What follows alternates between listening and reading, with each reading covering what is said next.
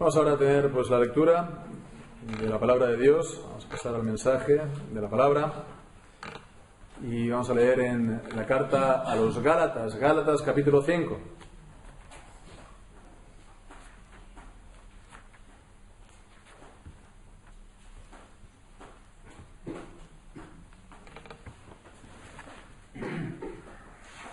Estamos pues meditando la semana anterior acerca del fruto del Espíritu. Vamos a concluir ya este capítulo 5 de Gálatas, a partir del versículo 24 hasta el 26. Y dice así pues la palabra del Señor: Mas los que son de Cristo han crucificado la carne con sus pasiones y las concupiscencias. Si vivimos en el Espíritu, andemos también en el Espíritu. No nos hagamos vanagloriosos, provocándonos los unos a los otros, envidiándonos los unos a los otros. Amén. El Señor bendiga su santa palabra. En estos versículos que hemos leído presentan lo que podríamos decir o llamar como un perfecto resumen de la vida cristiana. Fijémonos cómo este resumen viene a concluir todo lo que hemos estado viendo en este capítulo de Gálatas. Este capítulo que comenzaba al inicio con esa exhortación del apóstol Pablo a perseverar en la libertad del Evangelio. Estad pues firmes en la libertad con que Cristo nos hizo libres, versículo 1. Y también pues esa exhortación que hacía Pablo a no confundir esta libertad pues para vivir como uno le plazca, ¿no? Vivir según la carne, como vemos en el versículo 13, porque vosotros, hermanos, a libertad fuisteis llamados, solamente que no uséis la libertad como ocasión para la carne. Y bien, pues a partir de los versículos 16 y 17 veíamos cómo el apóstol Pablo presenta pues esta contradicción que hay en nosotros los creyentes entre la carne por un lado y el espíritu. Lo que desea la carne, lo que desea el espíritu, estos se oponen entre sí. Y el resultado de cada cosa. La carne pues se nos dice acerca de las obras de la carne, y también al final vemos el fruto del espíritu. Bien, pues ahora nos encontramos con esta exhortación, por lo tanto, a vivir como cristianos, vivir la vida cristiana como creyentes, como partícipes de Cristo. Ciertamente, el tema de la vida cristiana, pues hay que decir que hoy en día realmente está muy tratado, ¿no? Está pues muy visitado, está, bueno, solamente hace falta pues considerar, ¿no?, la cantidad de libros, ¿no?, en la literatura que aparece cada año sobre distintos aspectos de la vida cristiana en todas las lenguas, en inglés, incluso en castellano, en otras. Entonces vemos realmente hay un gran énfasis hoy en día en cuanto a la vida cristiana. Y bien, eso está en general bien, pero también hay que decir que en muchos casos la visión que se tiene de la vida cristiana, pues podemos decir que, bueno, pues sí, es realmente vida, pero vida para el cristiano, pero realmente, pues muchas veces se parece a lo que podríamos encontrar fuera de la iglesia, como si fueran libros de autoayuda, ¿no?, en el que solamente se da un pequeño barniz cristiano, algún versículo pues al inicio o en medio de todo lo que se dice, libros acerca, pues no sé, de cómo hacer amigos o de cómo ser feliz, cómo triunfar en el matrimonio o tener una vida saludable, o pues ahora últimamente está muy de moda esta palabra y aparecen también bastantes libros, ¿no?, cómo no ser una persona tóxica, ¿no? Bien, pues a todo esto, ¿cuál es entonces, conviene tener pues presente, cuál es entonces la perspectiva que nos da la Biblia acerca de la vida cristiana. ¿Qué es la vida cristiana? Bien, pues en esta mañana evidentemente no vamos a entrar descender muy al detalle. En estos versículos que encontramos aquí nos encontramos resumidos 3 principios muy generales que, a veces lo principal, lo básico es lo primero que se pierde de vista. Entonces conviene tener estos principios siempre presente, porque es lo que nos da a entender lo que la vida cristiana ha de ser. El primer de estos principios lo leemos en el versículo 24, que es que la vida cristiana se deriva de la comunión con Cristo. La vida cristiana se deriva de la comunión con el Señor Jesús, con el Señor Jesucristo. Versículo 24, los que son de Cristo han crucificado la carne con las pasiones y las concupiscencias. Aquí, en esta declaración del apóstol, se destaca sobre todo 2 cosas. La primera, esta expresión, los que son de Cristo. Los que son de Cristo, está hablando de los creyentes. Los creyentes son aquellos que son de Cristo. Este versículo, los que son de Cristo han crucificado la carne con las pasiones y concupiscencias. Nos trae también la memoria las otras declaraciones del apóstol Pablo en esta misma carta a los Gálatas, en el capítulo 3, versículo 27. Pues todos los que habéis sido bautizados en Cristo, de Cristo estáis revestidos. O también en el versículo 29, y si vosotros sois de Cristo, vemos, es la misma expresión aquí, si vosotros sois de Cristo, ciertamente descendencia de Abraham sois y herederos conforme a la promesa. Así, por lo tanto, los que son de Cristo, está hablando, por lo tanto, que son primeramente propiedad de Cristo, han sido comprados, como dice el apóstol Pedro, no con cosas corruptibles, el oro, la plata, sino con la sangre preciosa de nuestro Señor Jesucristo. Bien, por lo tanto, somos propiedad de Él, ya no nos pertenecemos a nosotros mismos. Pero además de esto, hay que recordar que al ser de Cristo, el cristiano es miembro del cuerpo de Cristo. Significa que Él es miembro de su cuerpo y Él no es, por lo tanto, el único miembro de su cuerpo, sino que está juntamente con el resto de los creyentes en el cuerpo de Cristo. Como, por ejemplo, leemos sobre todo el capítulo 1 de Corintios, capítulo 12, es el capítulo que nos habla acerca del cuerpo y de los miembros. Allí leemos también los versículos, por ejemplo, 13 y 14, porque por un solo espíritu somos todos bautizados en un solo cuerpo, sean judíos o griegos, sean siervos o libres, y a todos se nos dio a beber de un mismo espíritu. Además, el cuerpo no es un solo miembro, sino muchos. Con el versículo 20 también, pero ahora son muchos miembros, aunque un solo cuerpo.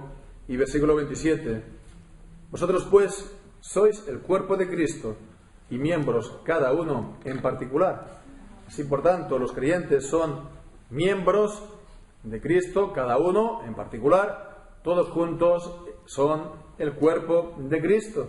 Así, por lo tanto, vemos que es como si aquí se nos estuviera diciendo el apóstol Pablo que los creyentes son aquellos que están unidos a Jesucristo, sí, por la fe, y que ellos han sido comprados por su sangre, que ellos han sido entonces revestidos, como hemos visto, de Cristo.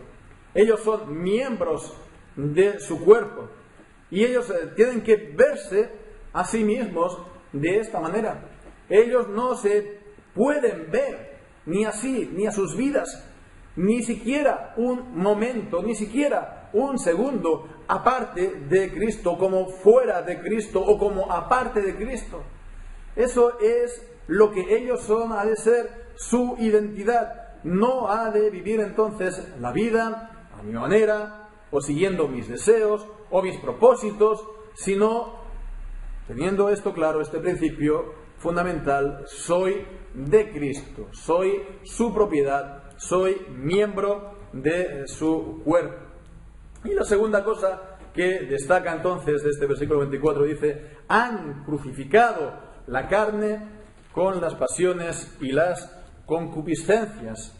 Han crucificado la carne con las pasiones y las concupiscencias. Y por supuesto, esto que ha crucificado la carne con sus pasiones y concupiscencias es lo que también leímos en Gálatas capítulo 2, versículo 20. Es, por tanto, un resultado de la cruz de Cristo. No es algo que nosotros hayamos hecho sin Cristo, sino que en realidad es la cruz de Cristo quien lo hizo. Gálatas 2:20: con Cristo estoy juntamente crucificado, y ya no vivo yo, mas vive Cristo en mí.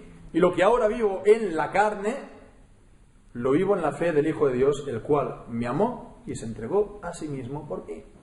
Es entonces en la cruz de Cristo cuando o donde pues nuestra carne fue crucificada. En realidad no lo hemos hecho nosotros, el crucificar la carne. Cristo lo hizo, y al nosotros creer en Él, entonces estamos unidos a Él por la fe.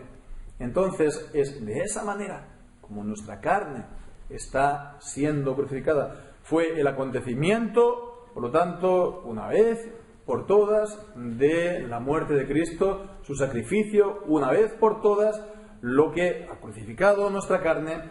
Pero eso significa que nuestra carne está continuamente crucificada, siendo crucificada en Él. Y dice también, por lo tanto, las pasiones y las concupiscencias de la carne. Hemos estado viendo pues que la carne sobre todo desea, sobre todo anhela, y aquí utiliza dos palabras: las pasiones, las concupiscencias o deseos. Las pasiones, ¿no? Estos afectos desordenados, intensos, a veces obsesivos, ¿no? O también las concupiscencias o los deseos, aquello que también codicia, anhela tener cada vez más y más, ¿no? Bien, pues vemos, ¿no? Es lo que la carne anhela tener, es lo que las pasiones que uno tiene. La pasión, hay que tener presente la pasión, aunque ahora está bien visto tal vez en este tiempo la pasión, fijémonos que tiene también una relación con la idea de sufrimiento, ¿no? En su origen, ¿no? Estaba la idea de sufrimiento. La pasión o traerá sufrimiento, ¿no? Cuando uno se entrega a las pasiones, ¿no? Bien, por lo tanto, vemos, se trata, por lo tanto, de una continua puesta a la muerte de nuestra carne. Ya no, la carne ya no, no es que esto no significa que la carne ya no esté presente en nosotros. Por supuesto que está en nosotros, y conocemos entonces en nosotros esa contradicción, esa lucha, esa oposición. Ella tiene sus propios deseos y se opone a los deseos del Espíritu. Ella tiene su propia lógica, tiene sus propios fines en la vida, ¿no? Que es ir aparte de Cristo, ir aparte de Dios. Pero no solamente se trata de que nos opongamos a la carne, se trata de doblegarla. Se trata, por lo tanto, de someterla. Se trata de que ella no tenga las riendas de nuestra vida, que ella no sea la que nos gobierne. Por lo tanto, esto es cómo se hará. Pues, una vez más, en la comunión con Jesucristo, en el ejercicio diario, continuo de nuestra fe en Él. Es de esa manera como la carne se crucifica. Bien, pues esto vemos que es el retrato que nos da de la vida cristiana. No es, por lo tanto, el cristiano alguien, pues, digamos, suelto, en el sentido de desinhibido, en el sentido de que se deja manifestar lo que hay en su corazón. Es alguien que se controla, es alguien que se retiene. Nos recordamos, por lo tanto, del fruto del dominio propio o la templanza que vimos la semana anterior. Es alguien que retiene su carne, que la crucifica, por lo tanto, pero esto como resultado de su comunión con el Señor Jesucristo. Esto es un punto realmente fundamental en la vida cristiana, porque sin ese punto no se avanza. Sin ese punto está la carne, digamos, campando más o menos libremente en nuestra vida, y eso no puede ser. En cuanto al primer principio que nos encontramos en este versículo, al siguiente nos encontramos el segundo gran principio en el versículo 25, que lo podemos expresar diciendo que en la vida cristiana el cristiano ha de estar también activo, ha de participar también en la comunión con el Espíritu Santo. Si vivimos en el Espíritu, andemos también en el Espíritu. Y hay que decir que acerca de esta expresión, si vivimos en el Espíritu, andemos también en el Espíritu, ya lo hemos visto recientemente. En el versículo 16 leemos también: andad en el Espíritu y no satisfagáis la concupiscencia de la carne. O también en el versículo 18: si sois guiados por el Espíritu, no estáis bajo la ley. Vemos en el Espíritu, por el Espíritu, y aquí también en el versículo 25, en el Espíritu. Hay que decir que estas tres expresiones que encontramos en el Espíritu, en versículo 16, versículo 24, 25, y versículo 18, por el Espíritu, en el griego es la misma forma. Es la misma forma que vemos que se puede traducir de ambas maneras, y que de hecho está traducido en este contexto de ambas maneras, de manera distinta. Claramente en el versículo 18 tiene que ser por el Espíritu, no se diría: pero si sois guiados en el Espíritu no estáis bajo la ley. No, sois guiados por el Espíritu. Él es el agente que os guía, pero conviene muy bien lo que leemos en el versículo 16: andad en el Espíritu. Andad, por lo tanto, en la comunión del Espíritu Santo. Hemos estado hablando de la unión con el Señor Jesucristo por la fe. Bien, esto va mano de la mano con la comunión del Espíritu Santo, la comunión con el Espíritu Santo, que es también entonces cuando tenemos la comunión con el Señor Jesucristo. Y fijémonos que la Biblia también nos dice que seamos llenos del Espíritu Santo. Seamos llenos del Espíritu Santo, como leemos en Gálatas en el capítulo 5, versículos 18 y 19. 5, 18 y 19 dice: y no os embriaguéis con vino, en lo cual hay disolución, sino sed llenos del Espíritu, hablando entre vosotros con salmos e himnos y cánticos espirituales, cantando y alabando al Señor en vuestros corazones. En Colosenses, en el pasaje paralelo, nos habla también Colosenses capítulo 3 de que la palabra de Cristo more en abundancia. En vez de hablar de la plenitud del Espíritu Santo, allí está diciendo: la palabra de Cristo habite en vosotros abundantemente en toda sabiduría, enseñándoos y exhortándonos a los unos con otros con salmos e himnos y cánticos espirituales, contando con gracia en vuestros corazones al Señor. Y bien, a menudo se nos olvida esto, que es también un principio muy importante de la vida cristiana. Y ya decíamos, ¿no?, que a menudo nos recordamos de muchas cosas y tenemos muchas cosas en la cabeza, pero se nos olvida lo básico, lo fundamental. Y es que los cristianos también hemos de ser llenos del Espíritu Santo. Y esto no significa, por lo tanto, como se entiende a lo mejor en la actualidad, en ambientes pentecostales o carismáticos, de que vayamos a hablar en lenguas o tener sueños o profecías, etcétera, sino que hemos de estar llenos del Espíritu Santo. ¿De qué manera? Colosenses, que la palabra de Cristo habite en abundancia, more en vosotros. y os exhorte y os enseñe, y también sea el motivo y el contenido de vuestra alabanza, alabando al Señor con cantos, salmos, himnos y cantos espirituales. Y de esa manera, pues, es como podemos estar llenos del Espíritu Santo. Y hemos de estarlo. Hemos de estar llenos del Espíritu Santo en una vida de plenitud del Espíritu Santo en nuestra vida. Por otra parte, pues, volviendo a este versículo, también llama la atención, si nos paramos a pensar, lo que aquí dice: si vivimos en el Espíritu, andemos también en el Espíritu. Si lo paramos a pensar, porque el verbo andar en la Biblia es un sinónimo de vivir, ¿no?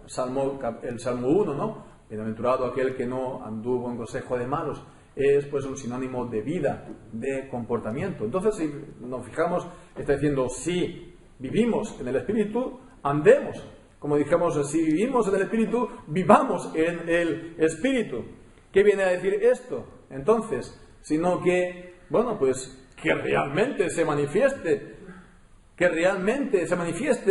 que estáis en comunión con Cristo, que seáis y estáis llenos del Espíritu Santo, que andáis en el Espíritu Santo, que realmente se manifieste, como vimos la semana anterior, el fruto del Espíritu en vuestra vida, que se vean realmente los frutos, y para eso, por lo tanto, que vosotros estéis también actuando, que vosotros también estéis activos conforme a la palabra de Dios.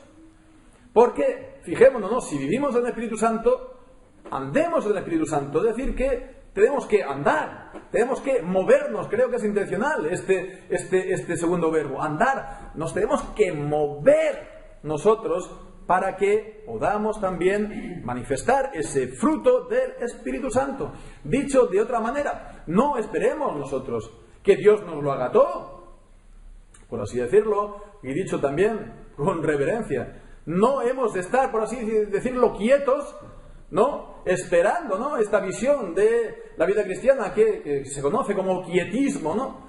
No, tienes que estar esperando a que ocurra algo fuera de lo normal, que Él haga las cosas en definitiva por ti, en ti. Sí, claro, tenemos que estar activos sin que, por otra parte, caigamos en el activismo tan corriente hoy en día de, bueno, que tenéis que hacer, y se olvida completamente de la comunión con Cristo, y se olvida completamente de la comunión con el Espíritu Santo, como si fuera una obra que nosotros tenemos que hacer nosotros con nuestro carácter y con nuestros recursos humanos, ¿no? Es en la unión con Cristo y en la comunión con el Espíritu Santo que tenemos que estar activos conforme a la palabra de Dios. Y nos hemos de esforzar. Y nos tenemos que también incluso sacrificar.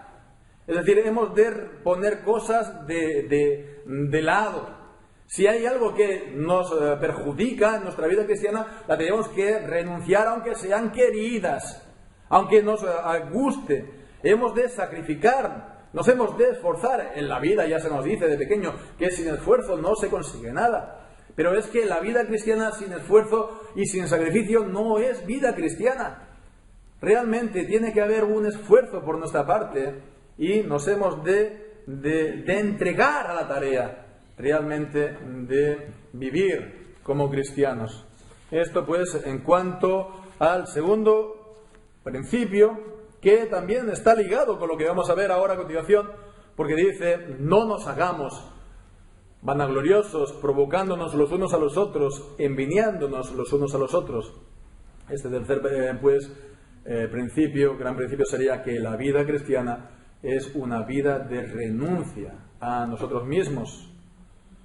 Ya esto de buscar la gloria de uno mismo es una vanidad, como se nos dice la misma palabra. No os hagáis vanagloriosos, no una gloria vana, porque está vacía. Es olvidarse verdaderamente de lo que nos dice la palabra de Dios. Ya la palabra de Dios nos advierte en contra de ello. En Proverbios, por ejemplo, capítulo 25 de Proverbios, y ahí leemos el versículo 6 y 7, Proverbios 25. No te alabes delante del rey, ni estés en el lugar de los grandes, porque mejor es que se te diga, sube acá, y no que seas humillado delante del príncipe, a quien han mirado tus ojos. O en el versículo 27, sobre todo, cuando dice, comer mucha miel no es bueno, ni buscar la propia gloria es gloria. Buscar la propia gloria en gloria, porque bueno, pensemos que sí, que lo consigamos. Pues somos gloriosos, o somos famosos, alcanzamos la gloria en este mundo. ¿Qué hemos conseguido? Pues, acordemos lo que hemos cantado en el Salmo 90, es solamente una gloria efímera, es una gloria completamente pasajera, es un instante que pasa, ¿no? Como un pensamiento cruza la mente, y después de ello, pues, ¿qué? Después de ello viene el juicio. Y si solamente hemos vivido pues para nosotros mismos y nuestra propia gloria, entonces hemos dejado por completo al Señor, su palabra, y por lo tanto en ese día no pensemos que vayamos a recibir pues alabanza o gloria de parte del Señor en el día del juicio. Eso, como mucho, si uno realmente lo consigue, cuando en realidad lo más seguro es que ni siquiera lo vaya a conseguir y que uno se va a afanar para nada. Uno va a esforzarse y a correr y a trabajar para nada. Y que eso le va a, pues, uno va a esforzarse, va a poner todo al servicio de sí mismo, todo al servicio de su propia gloria, su familia, sus amigos, sus relaciones, etcétera, todo en función de todo en sacrificio del altar de yo, de mi persona, de mi ego, de mis propósitos, de mis anhelos, etcétera, etcétera, etcétera. Es algo que es vano, es algo que está vacío, no se consigue nada y, bueno, como mucho, si se consigue en esta vida, peor aún, porque nos va realmente a cegar a lo más importante, que es la vida venidera. Bien, pues lo que nos está dando también aquí el apóstol Pablo es una razón además para temer esto y para rechazarlo, que es porque es también la fuente de todos los problemas entre los cristianos. Dice, no nos hagamos vanagloriosos, provocándonos los unos a los otros, envidiándonos los unos a los otros. Y fijémonos, ¿no? Aquí utiliza la palabra los unos a los otros 2 veces, que normalmente es la que habla de las relaciones entre los cristianos. Amaos los unos a los otros. Es una expresión que aparece tantas y tantas veces en el Nuevo Testamento. Y bien, pues está diciendo que este amor por uno mismo, por su propia gloria, etcétera, etcétera, lo que despierta en los cristianos son rivalidades, son envidias, y que eso da entonces lugar a las obras de la carne que vimos hace 2 semanas. Veíamos allí, versículo 20, enemistades, pleitos, celos, iras, contiendas, disensiones, herejías, que ya veíamos que era pues partidismos, envidias, homicidios, todas estas cosas, pues, porque uno, centrado en sí mismo, ¿qué es lo que hace? Despierta lo mismo en los demás. En vez de incitarlo al bien, lo incita al mal. Y entonces, pues, tarde o temprano, el choque es inevitable. Bien, pues fijémonos, esto es lo que ocurre cuando, pues, uno vive para sí, para su propia gloria, cuando tendría que ser todo lo contrario. En Hebreos capítulo 10, versículo 24, no creo que sea 29, esperad. Hebreos 10, 24, sí. Considerémonos al amor y a las buenas obras para provocarnos al amor, considerémonos los unos a los otros, para provocarnos al amor y a las buenas obras. Vemos, sí, hemos de provocarnos o estimularnos al amor y a las buenas obras, no a las rivalidades, no a la vanagloria, no al lucir más, no al destacar más. Hemos de estimularnos a esto mismo. Y en vez de la envidia, pues lo que nos dice Romanos 12, en el versículo 3, digo pues por la gracia que me es dada, A cada cual que está entre vosotros, que no piense de sí más de lo que debe pensar, sino que piense con templanza, conforme a la medida de fe que Dios repartió a cada uno. Por los versículos 15 y 16. La envidia es cuando ves a un hermano que recibe bendiciones o bienes, entonces dicen, yo, ¿por qué no? ¿Por qué no yo como él? ¿No? ¿Qué tiene él más que yo? ¿No? Si en el fondo él es menos que yo. Pues fijémonos, ¿no? En vez de tener esa actitud, gozaos con los que se gozan, llorad con los que lloran. Si él recibe, por lo tanto, un bien, pues alégrate con él, alégrate por él. Dice, unánimes entre vosotros, no altivos, sino acomodándonos a los humildes. No seáis sabios en vuestra propia opinión. Entonces, esa es la cuestión. No sé si alguna vez os habréis sorprendido quejándoos de vuestra suerte en la vida, ¿no? Como que la vida os trata mal, como que vosotros mereceríais más, como personas que son no tan buenas como vosotros, están más altas que vosotros en distintas cosas. Y uno dice, ¿y por qué yo no? ¿Y por qué yo estoy así? ¿Os habréis encontrado en esa situación? ¿Os habéis sorprendido en esa situación? A lo mejor sí, es bastante común, lo digo por experiencia. Y fijémonos, no debe ser así. No debe ser así, no hemos de tener nosotros un tan alto sentido de nosotros mismos, sino más bien pensar de manera humilde y alegrarnos con los demás. Si nos quejamos de nuestra suerte en la vida, en el fondo nos quejamos contra el Señor, porque es la parte que nos ha dado, es el lote que nos ha dado, la herencia que nos ha dado. No sabemos lo que nos puede dar el Señor dentro de 25 años, o 30 o 40, lo mismo será nuestra vida como la de Job. Y el Señor va a doblar todo lo que tenemos y vamos a estar gozosos y vamos a ver a nuestros hijos hasta la tercera y cuarta generación. ¿Sí? O a lo mejor no, pero al día presente nuestro lote en la providencia de Dios es pues recibámoslo sin queja y pues estemos contentos, contentos con lo que el Señor nos ha dado. Y si no es bueno al presente, no causa gozo, pensemos, el Señor tiene una buena razón para ello. Tiene una buena razón para ello, enseñarme a lo mejor humildad, enseñarme pues templanza, enseñarme pues paciencia, limarme, incluso castigarme por algún pecado que yo pues haya cometido, o a lo mejor ni me acuerde, o a lo mejor ni sea consciente. El Señor tiene sus buenas razones y no las hemos de poner en disputa, con lo cual, pues, sea lo que sea, estemos contentos con la vida que el Señor nos ha dado. En todo caso, de una u otra manera, la vida cristiana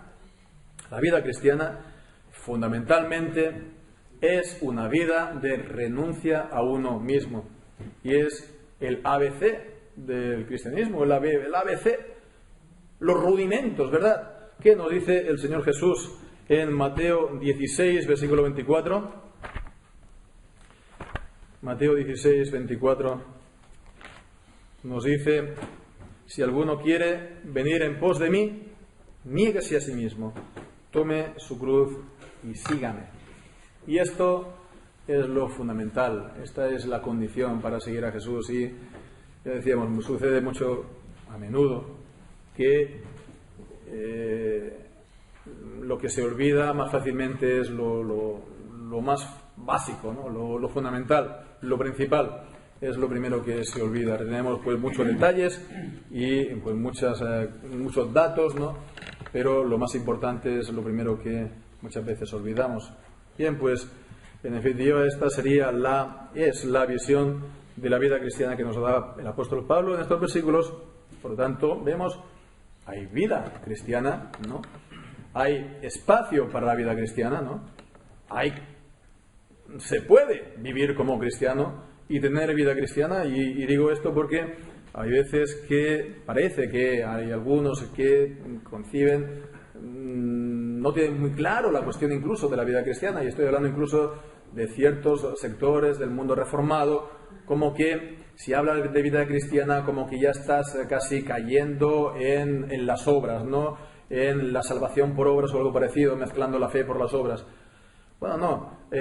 Hay vida cristiana, hay vida. En la Biblia nos encontramos vida cristiana. No es exactamente lo que muchas veces se nos pasa por vida cristiana en el mundo evangélico normal o general, pero se tiene que vivir y actuar y por tanto hacer obras como cristianos.